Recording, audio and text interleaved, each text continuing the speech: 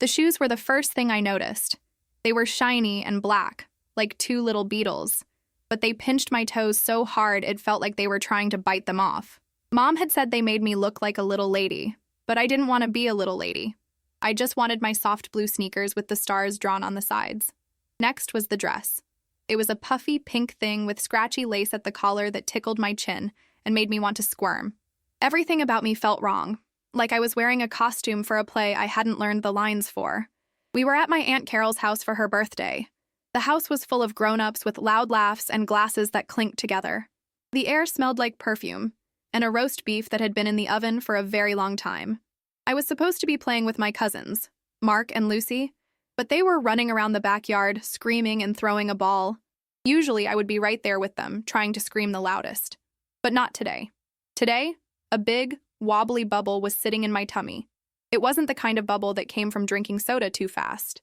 It was a heavy, quiet bubble, and it made everything feel far away.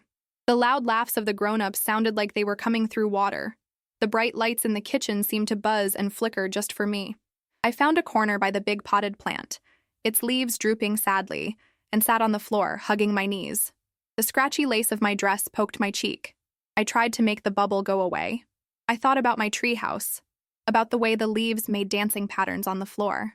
I thought about my dog, Buster, and how his fur smelled like sunshine and dirt. I even tried counting the stripes on the wallpaper. 1, 2, 3, but the wobbly feeling just stayed there, humming under my skin. After a while, I saw my mom. She was talking to my uncle, and her smile was big and bright. It was the smile she used for pictures and for when guests were over. She looked beautiful. Her dress was a deep blue, and it didn't look scratchy at all. She looked happy, and a part of me felt guilty that I wasn't. I was supposed to be happy. It was a party. Aunt Carol was blowing out her candles, and everyone was singing. I tried to sing too, but the words got stuck in my throat, trapped by the wobbly bubble. I watched my mom move through the room, a perfect queen in her perfect castle. She would touch someone's arm, laugh at a joke, and refill a glass. She never seemed to have a wobbly bubble in her tummy. She never seemed to have shoes that pinched. I couldn't stay in the corner anymore. The bubble was growing bigger, pushing up into my chest. It felt like I couldn't breathe right. I needed her. I needed her to look at me, to see the bubble, and to tell me it would be okay. I stood up, my legs feeling a little shaky, and walked over to her. The floor felt tilted. I had to walk past groups of tall people, and I felt as small as one of my dolls. When I finally reached her, I tugged gently on the sleeve of her blue dress. She looked down, and for a second, her big, bright smile faltered. It was just a tiny crack, but I saw it. "What is it, Daisy? Go play with your cousins." I shook my head, the lump in my throat getting bigger. I leaned in close so no one else would hear, and whispered the truest thing I knew. "Mommy," I said, my voice barely a squeak. "I don't feel okay." For a moment, she just stared at me. Her eyes weren't warm and soft like they were when she tucked me in at night. They were sharp, like little pieces of glass. She glanced around quickly, checking to see if anyone was watching us. Then she leaned down, her face close to mine, and her voice was a low, urgent hiss, like a leaky tire. "Then fix your face," she said, her fingers giving my arm a little squeeze, a pinch that was harder than it needed to be. "And act normal." Her words were stones, and they dropped right into the wobbly bubble in my tummy, making it splash cold all through my body. "Fix your face." The pinch on my arm faded, but the sting of her whisper stayed. For a second, I couldn't move. I just stood there, a small pink statue in the middle of a swirling party. My mom had already turned away, her bright smile clicking back into place as she laughed at something my uncle said. She didn't look back. It was like I had already disappeared. I backed away slowly, retreating to my corner behind the sad-looking plant. But it wasn't a safe corner anymore. It was just a corner. From there, I watched my mother. I saw how she tilted her head just so when someone was talking, how she put her hand on her chest when she laughed, how she moved like a dancer through the crowds of people. She was performing. I had never seen it before, but now it was as clear as the glass in her hand. She was acting normal, and I was the one who was broken because I couldn't do it too. The shame was hot, and it made my cheeks feel like they were on fire. The wobbly bubble wasn't just wobbly anymore. It was twisting and churning. I couldn't stay here. I couldn't watch them all be so happy and loud and normal. I slipped out of the living room, my patent leather shoes not making a sound on the thick rug. I went past the dining room table, piled high with empty plates and crumpled napkins. I climbed the big carpeted stairs, my hand sliding along the polished wood of the banister. The upstairs was quiet and dark. The doors to the bedrooms were closed, and the only light came from a little lamp at the end of the hall. I found the bathroom and slipped inside, pushing the button on the knob to lock the door. The click was loud in the silence, and for a moment, I could finally breathe. The bathroom was cool and smelled like soap. I stood in front of the big mirror that hung over the sink. I looked at myself. My pink dress was a little crooked. My hair, which my mom had spent so long curling, was getting frizzy. And my face looked pale. My eyes were too big, and the corners of my mouth were pulled down, no matter how hard I tried to relax them. "Fix your face," I whispered to the girl in the mirror. I tried. I used my fingers to push the corners of my mouth up into a smile. The girl in the mirror looked terrifying. A clown. I let go, and my mouth fell back into a sad line. I tried to make my eyes look bright and happy, but they just looked watery and scared. The wobbly, twisting bubble was rising up my throat. A single hot tear escaped and rolled down my cheek. I had failed. I couldn't fix my face. It was broken, and I didn't know how to put it back together. I quickly wiped the tear away with the back of my hand. What if someone heard me? What if they knew I wasn't normal? I stayed in that quiet bathroom for what felt like hours, just staring at the floral pattern of the wallpaper, until I heard the sounds of the party starting to fade. I heard goodbyes being shouted, doors opening and closing. Eventually, I heard my mom's voice calling my name. "Daisy, time to go." Her voice was cheerful, fake cheerful. I unlocked the door and came out. The party was over. The drive home was quiet. I sat in the back seat staring out the window, watching the streetlights streak by in blurry lines of yellow. My mom was in the front, humming softly to a song on the radio. She didn't ask me where I had been. She didn't ask if I felt okay now. We sat in the same car, but it felt like we were miles apart. The silence was bigger and heavier than any of the noise at the party had been, and I knew, with a certainty that made my bones feel cold, that I was completely, utterly alone. The days after Aunt Carol's party were different, or maybe they were the same, and I was the one who was different. The lesson I learned in that loud, bright room, "Fix your face and act normal," became a constant whisper in my ears. It was a new rule in a game I didn't know I was playing. At school, I started watching the other kids, really watching them, like I was studying for a test. I saw how Sarah would throw her head back when she laughed at a joke, even if it wasn't very funny. I saw how Michael would puff out his chest and grin when he got a gold star on his paper. These were the faces of normal. I started practicing in my bedroom mirror. I'd stand on my little yellow stool and try to copy them. I'd throw my head back, but my laugh would come out as a weird, breathy sound. I'd puff out my chest, but I just looked like I was holding my breath. My smiles felt like they were made of wood. They were heavy and stiff.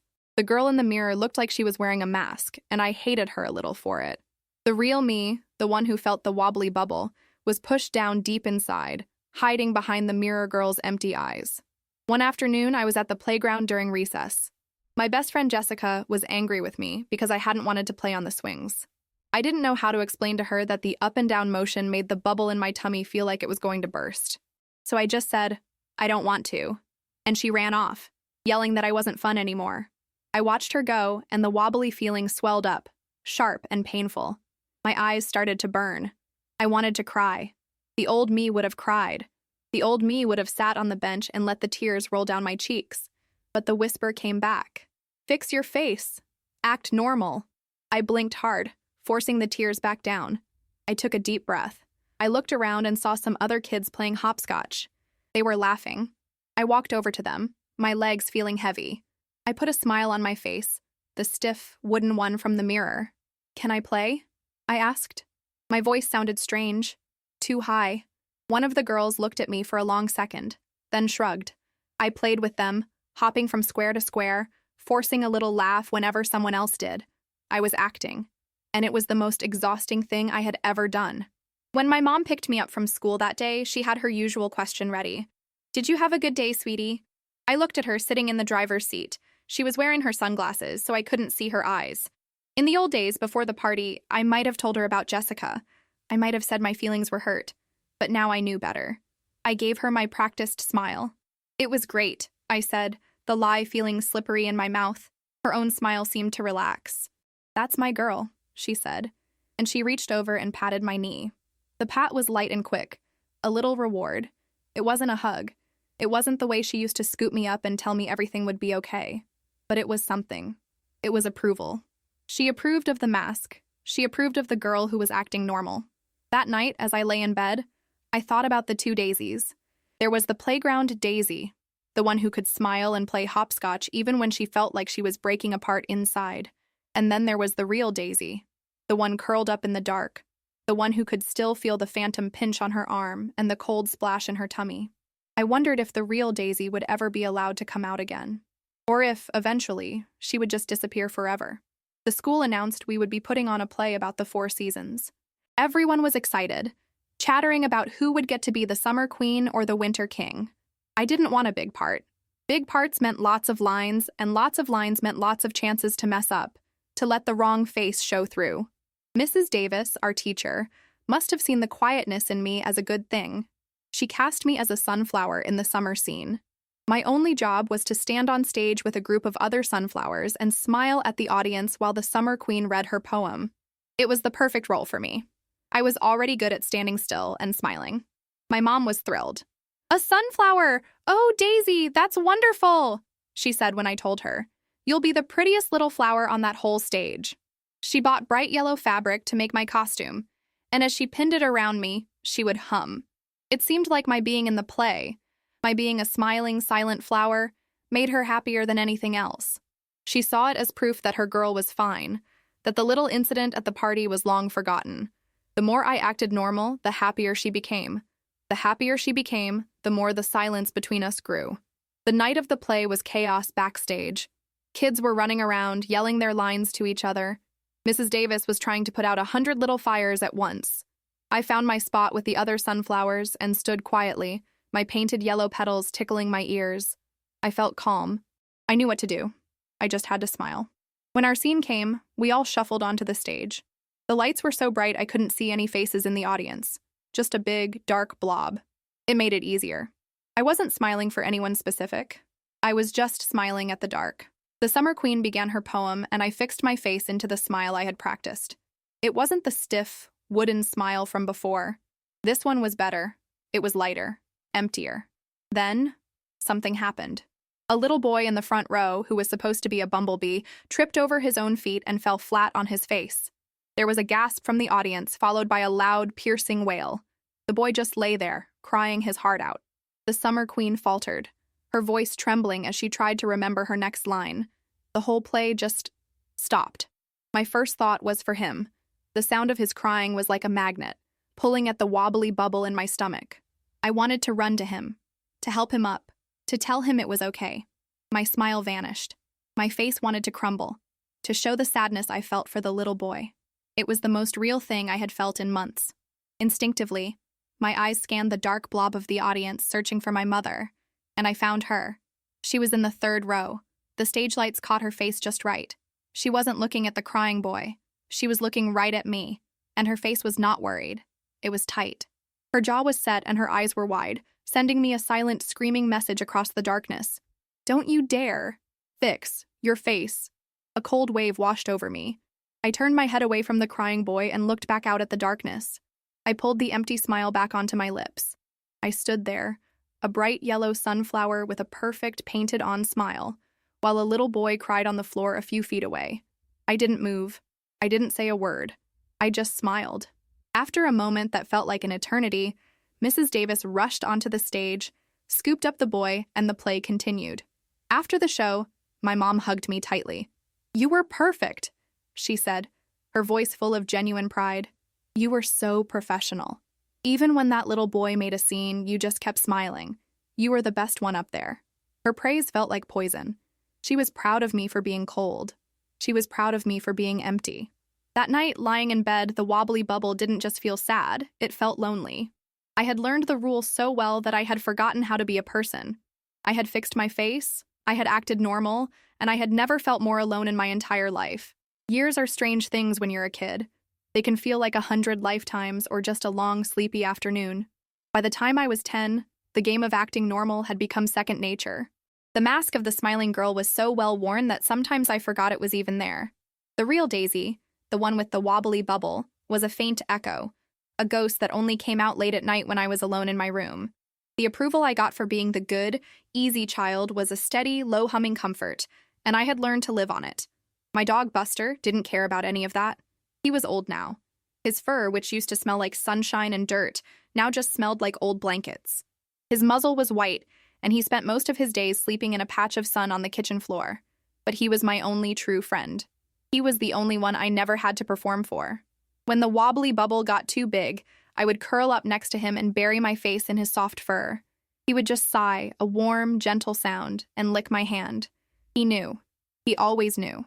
One Tuesday afternoon, I came home from school, and the house was too quiet. Buster wasn't waiting at the door. I found my mom in the kitchen, staring out the window, her back to me. "Where's Buster?" I asked, dropping my backpack on the floor. She took a long time to answer. "Buster was very old, Daisy," she said, her voice flat. "He wasn't feeling well today. I had to take him to the vet." I didn't need her to say the next words. The silence in the house said them for her. The wobbly bubble didn't just wobble. It burst. It was a silent explosion of ice and pain that knocked the air right out of my lungs. My knees felt weak, and I had to grab the back of a chair to keep from falling. Buster was gone. The only person in the whole world who saw the real me was gone. The tears came without any warning. They weren't the quiet, single tears from the bathroom mirror years ago. This was a storm. A loud, ugly, choking sob ripped its way out of my throat. I couldn't stop it. I didn't want to stop it. I was crying for Buster. I was crying for the little girl in the scratchy pink dress. I was crying for years of swallowed feelings and forced smiles. I crumpled onto the kitchen floor, my whole body shaking.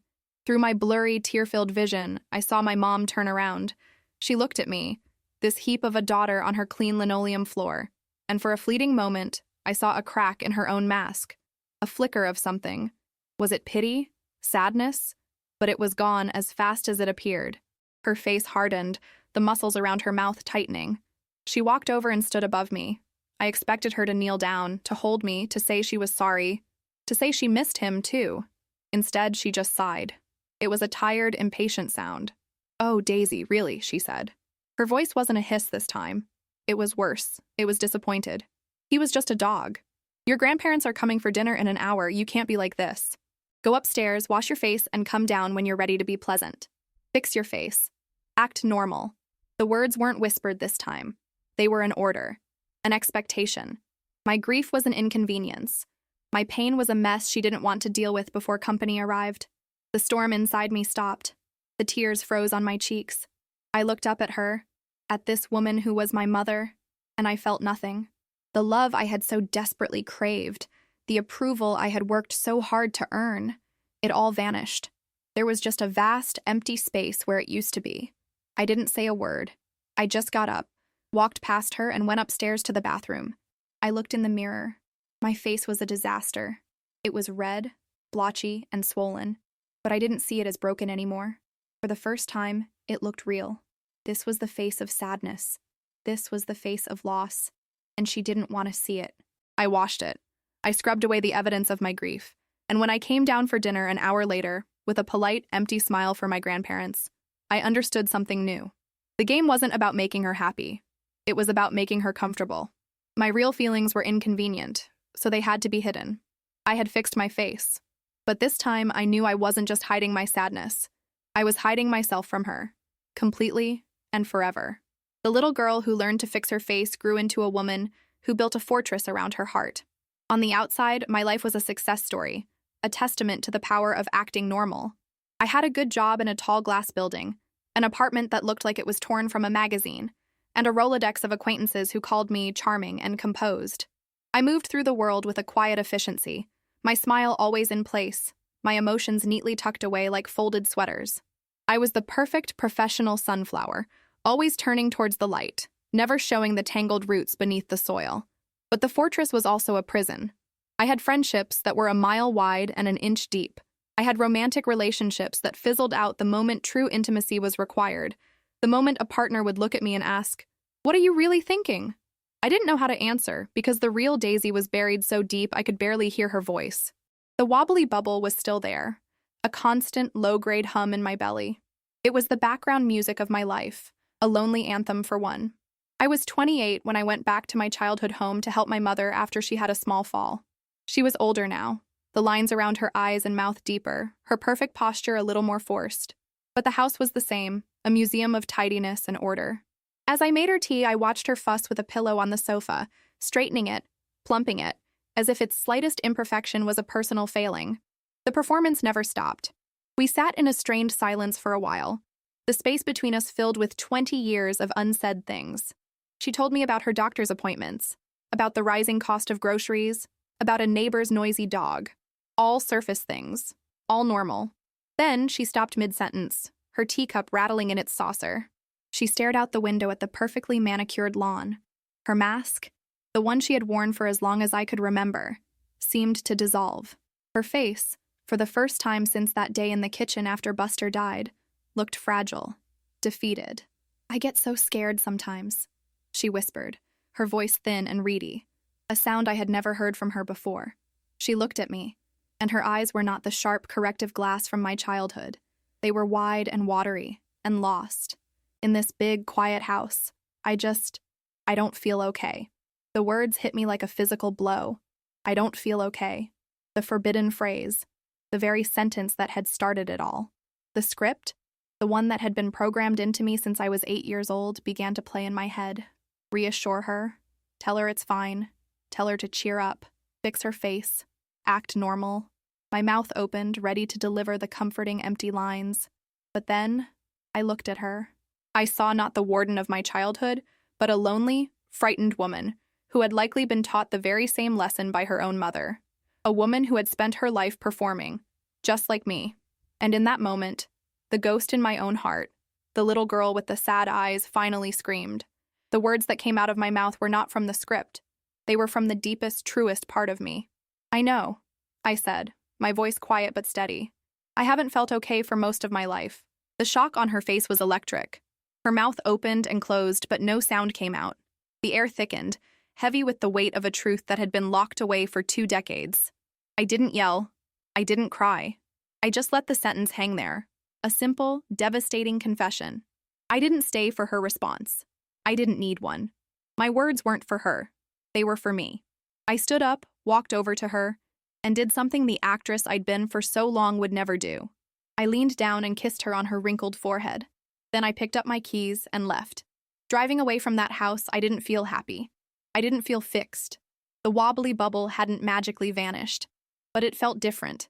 It wasn't a monster in my gut anymore. It was just there, a part of me, a feeling. And for the first time, I wasn't afraid of it. I had stopped performing. The play was over. I didn't know what came next, but for the first time in a very long time, I felt like I was finally, truly myself. The face I saw in the rearview mirror was mine, and it was okay.